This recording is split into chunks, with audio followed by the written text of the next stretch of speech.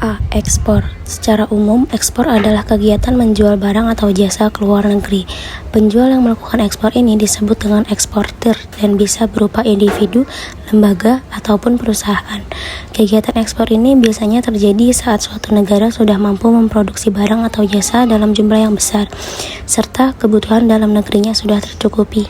Alhasil, terjadi kelebihan produksi barang tersebut yang bisa dikirim dan dijual di luar negeri. Nantinya, negara akan menerima pemasukan yang disebut dengan devisa. Menurut PP nomor 10 tahun 2021, ekspor merupakan kegiatan mengeluarkan barang dari daerah pabean. Daerah pabean adalah daerah milik Republik Indonesia yang terdiri dari wilayah darat, perairan, dan udara yang juga mencakup seluruh daerah tertentu yang berada di zona ekonomi eksklusif atau yang disebut dengan ZEE. Tujuan dan manfaat ekspor. Yang pertama, mengendalikan harga produk. Karena kelebihan produksi yang melimpah bisa menurunkan harga produk. Dengan ekspor, harga bisa menjadi normal. Yang kedua, menumbuhkan industri dalam negeri. Karena kegiatan ekspor bisa merangsang kelahiran industri-industri lain yang lebih besar. Yang ketiga, menambah devisa negara. Karena terbukanya peluang pasar baru ke luar negeri, sehingga menumbuhkan perluasan pasar domestik dan investasi ke depannya. Yang terakhir, memperbanyak lapangan kerja. Karena kegiatan ekspor bisa menyerap tenaga kerja lokal, alhasil bisa menekan angka pengangguran dan menurunkan kemiskinan. Berikutnya ada prosedur ekspor. Yang pertama, pembuatan sales kontrak proses atau surat kontrak penjualan. Membuat surat perjanjian antara eksportir dan importir yang biasanya berisi harga, syarat pembayaran, kualitas, jumlah, cara pengangkutan dan pengiriman, asuransi, dan sebagainya. Yang kedua ada penerbitan letter of credit. Biasanya importir akan meminta bank devisa untuk membuka letter of credit. Kemudian bank akan membuka letter of credit di bank jaringannya yang ada di negara eksportir atau disebut juga dengan advising bank. Advising bank memeriksa kebenaran dari letter of credit calon importir tadi. Setelah itu, advising bank akan mengirimkan letter of credit sebagai jaminan barang yang diekspor. Yang ketiga ada penerbitan cargo shipment proses atau dokumen pengapalan. Setelah menerima letter of credit, calon eksportir harus melakukan hal ini. Yang pertama, calon eksportir memesan kapal di perusahaan pengapalan khusus ekspor-impor. Kemudian, calon eksportir wajib membuat pemberitahuan ekspor barang di kantor bea cukai di pelabuhan tersebut. Lalu, calon eksportir harus membayar pajak di advising bank sesuai yang ada di kontrak. Kemudian perusahaan pengapalan membuat barang dan menyerahkan dokumen buktinya ke advising bank, lalu diteruskan ke bank devisa. Yang terakhir, importir menerima dokumen pengapalan setelah membayar ke bank devisa. Dokumen ini penting karena merupakan syarat pengambilan barang. Yang keempat ada pencairan shipping documents negotiation proses atau klaim atas barang yang sudah dibayarkan importir. Yang pertama itu setelah menerima dokumen dari pengapalan, eksportir menyiapkan dokumen lain sesuai letter of credit, misalnya invoice, packing list, surat keterangan negara asal, dan sebagainya.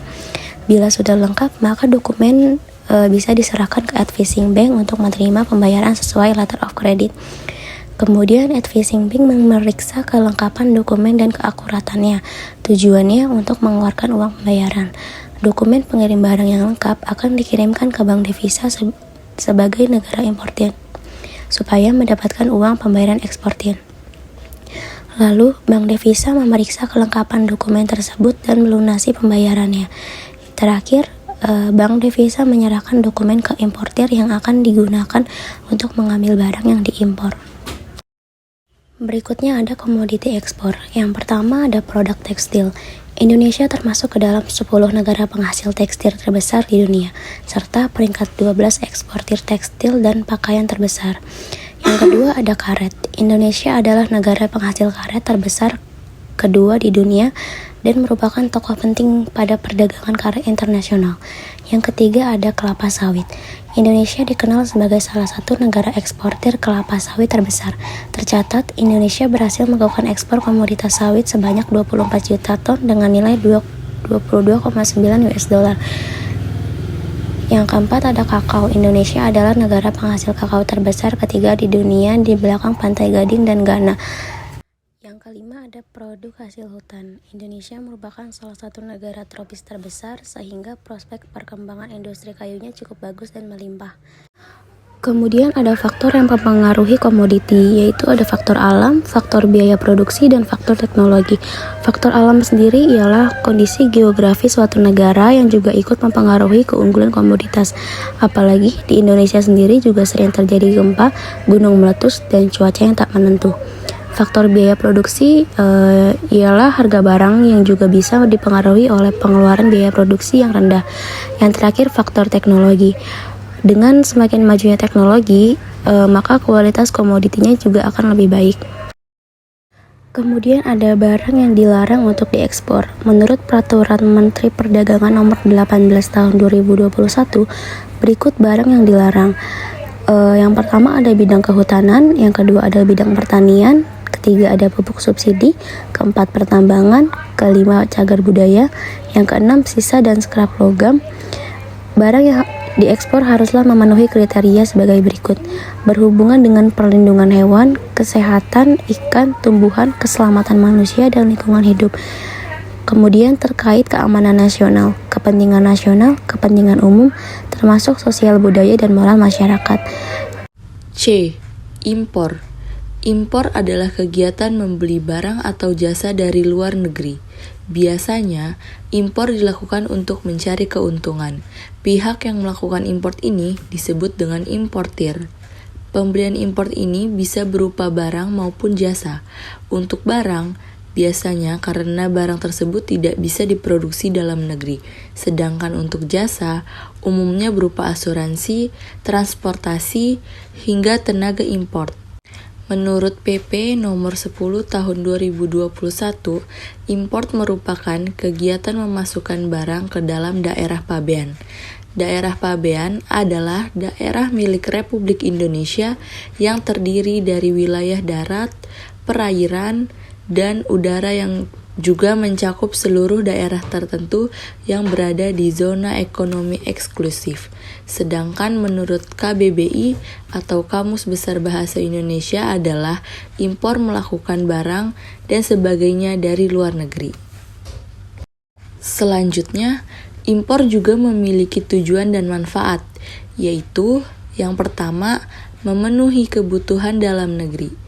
Karena tidak semua barang atau jasa bisa diproduksi dalam negeri.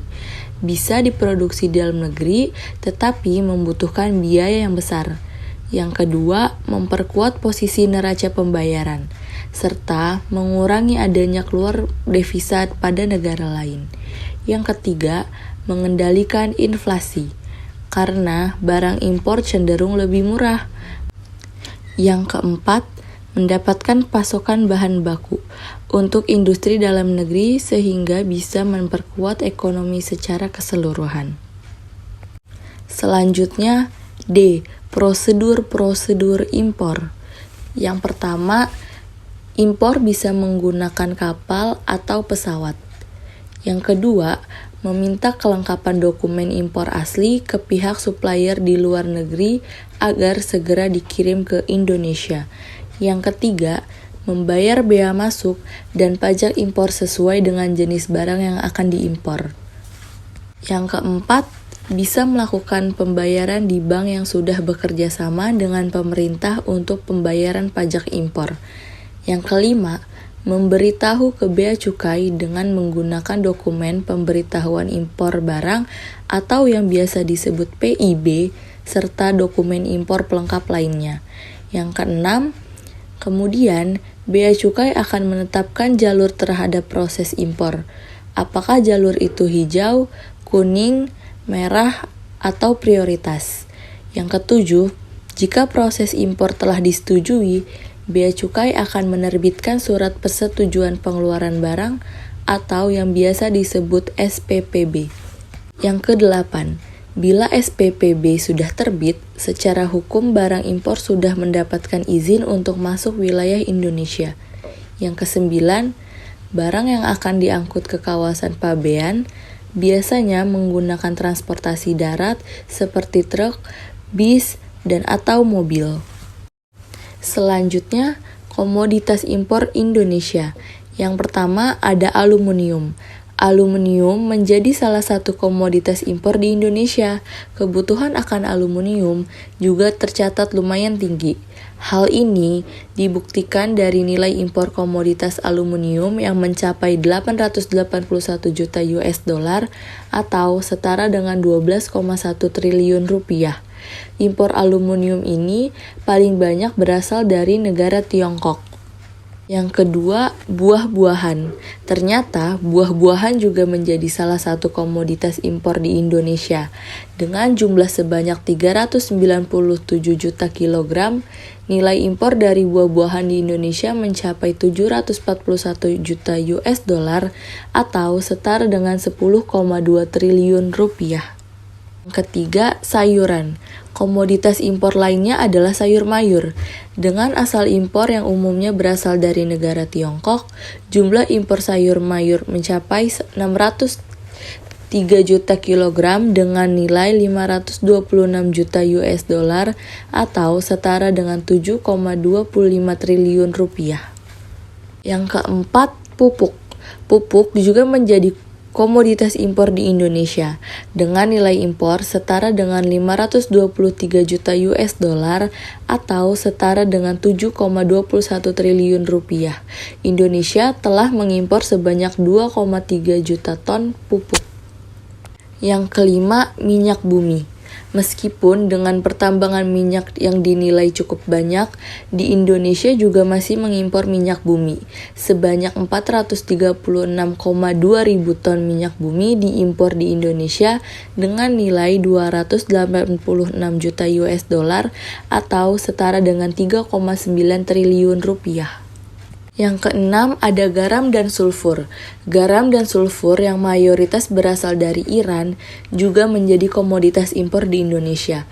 Tercatat Indonesia mengimpor garam dan sulfur dengan nilai 22 juta US dollar atau setara dengan 5 triliun rupiah. Yang ketujuh, tembakau. Indonesia juga menjadikan tembakau sebagai komoditas impor. Dengan jumlah 38,5 juta kilogram, tembakau sebagai komoditas impor memiliki 169 juta US dollar atau setara dengan 2,3 triliun rupiah. Yang kedelapan, beras. Sebagai negara agraris dan sebagai salah satu pengkonsumsi beras terbanyak, Indonesia ternyata masih belum bisa memenuhi kebutuhan beras domestik. Tercatat, impor komoditas beras di Indonesia mencapai 302 juta kilogram dengan nilai 156 juta US dollar. Selanjutnya, barang yang dilarang impor. Yang pertama, ada gula dengan jenis tertentu. Yang kedua, beras dengan jenis tertentu. 3. Bahan perusak lapisan ozon. Yang keempat, kantong bekas, karung bekas, dan pakaian bekas. Yang kelima, barang berbasis sistem pendingin yang menggunakan CFC dan HCFC 22 baik dalam keadaan kosong maupun terisi. Yang keenam, bahan obat dan makanan tertentu. Yang ketujuh, bahan berbahaya dan beracun atau B3. Yang kedelapan, limbah bahan berbahaya dan beracun atau limbah B3 dan limbah non-bahan berbahaya dan beracun atau limbah non-B3 terdaftar. Yang kesembilan, perkakas tangan atau bentuk jadi. Dan kesepuluh, alat kesehatan yang mengandung merkuri. Selanjutnya, D. Kebijakan ekspor dan impor. Pada aktivitas perdagangan internasional, terdapat beberapa kebijakan pada kegiatan ekspor dan impor. Berikut beberapa contohnya. Yang pertama, ada politik dumping. Politik dumping adalah barang atau jasa luar negeri yang dipasang harga lebih rendah dibanding harga dalam negeri. Tujuannya untuk meningkatkan pasar di luar negeri dan mematikan persaingan. Biasanya, kebijakan ini perusahaan dilakukan untuk mendapatkan keuntungan yang lebih besar. Yang kedua, kebijakan perdagangan bebas. Perjanjian antara kedua negara yang tidak membuat peraturan apapun pada kegiatan jual beli barang. Jadi, perdagangan antar negara memungkinkan arus komoditas bisa masuk dan keluar kawasan tanpa hambatan. Ketiga, tarif masuk. Tarif masuk adalah biaya yang dibebankan pada barang yang akan masuk ke wilayah negara. Biasanya, biaya ini dihitung berdasarkan nilai barang yang masuk tersebut. Yang keempat, ada import quota atau pembatasan impor. Kebijakan ini dilakukan apabila negara mengalami peningkatan pada proses produksi, sehingga barang yang diimpor harus dibatasi. Tujuannya adalah agar produk buatan negeri tidak kalah saing dengan produk impor luar negeri. Alhasil, pedagang lokal bisa berkompetisi dengan sehat. Selanjutnya, yang terakhir ada subsidi ekspor. Kebijakan pemerintah guna mendorong ekspor barang serta mengurangi penjualan barang di pasar dalam negeri. Dengan kata lain, kebijakan ini merupakan pemberian dana dari pemerintah pada perusahaan agar bisa meningkatkan jumlah barang yang mereka ekspor.